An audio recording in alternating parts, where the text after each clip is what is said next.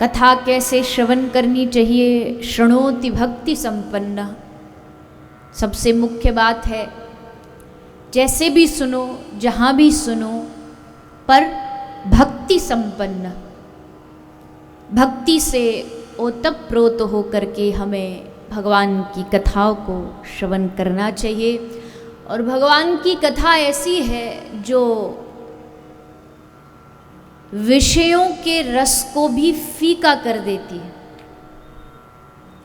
भगवान की भक्ति का रस जब जिसे प्राप्त हो जाता, लग जाता है, तो संसार जो कभी उसे बड़ा, संसार के विषय जो उसे कभी बड़े मीठे लगते थे,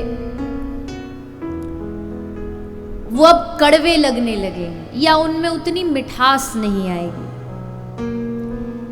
संसार की वस्तुएं हमें बड़ी अच्छी लगती हैं, घूमना फिरना, खाना, मौज करना, मस्ती करना,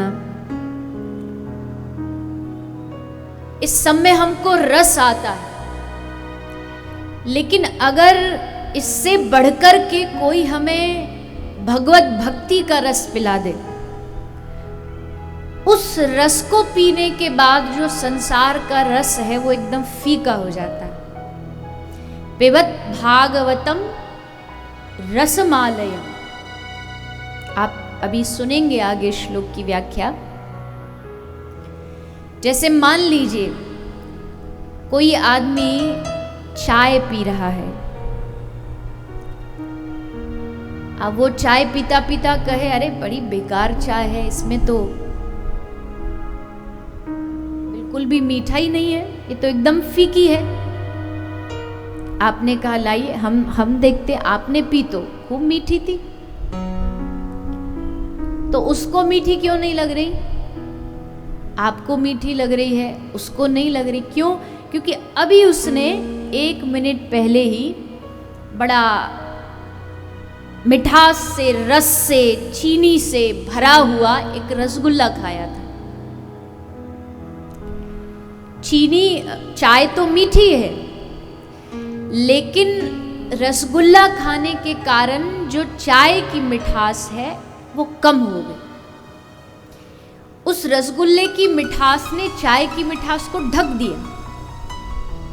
ठीक उसी तरह संसार की चीजें बड़ी मीठी है, अच्छी लगती है, लेकिन कब तक?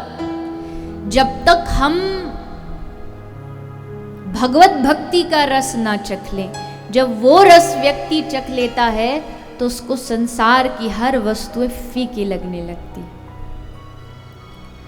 हमें धन धान्य सोना चांदी सब अच्छा लगता है, लेकिन वहीं एक तरफ भक्ति की सम्राज्ञी, भक्तिमती महारानी श्री मीराबाई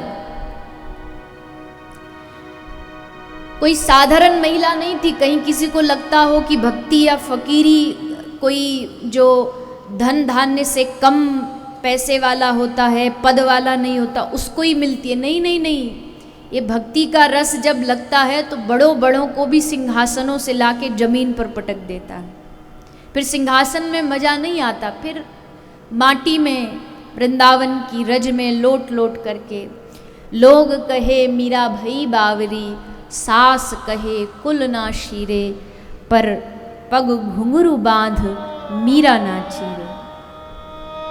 फिर आसपास के लोग क्या कह रहे हैं, आसपास के लोग कितना हमारा मजाक उड़ा रहे हैं, हमें भक्ति के नाम से चिढ़ा रहे, उससे कोई फर्क नहीं पड़ता।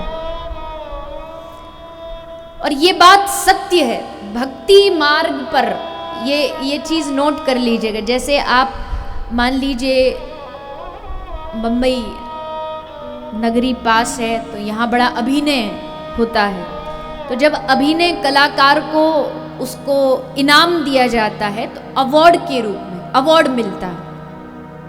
जिस भी क्षेत्र का, कोई बिजनेस है तो बिजनेस के अलग अवार्ड्स हैं, कोई टैलेंट है उसके अलग अवार्ड्स हैं। तो भक्ति का अवार्ड क्या है? कोई भक्ति मार्ग में चले तो यहाँ कौन सा अवार्ड मिलता है?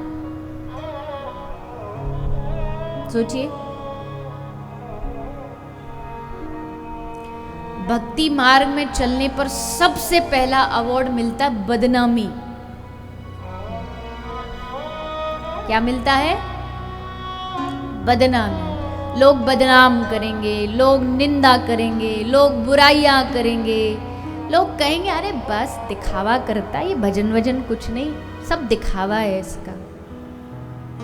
खूब बदनाम किया जाएगा।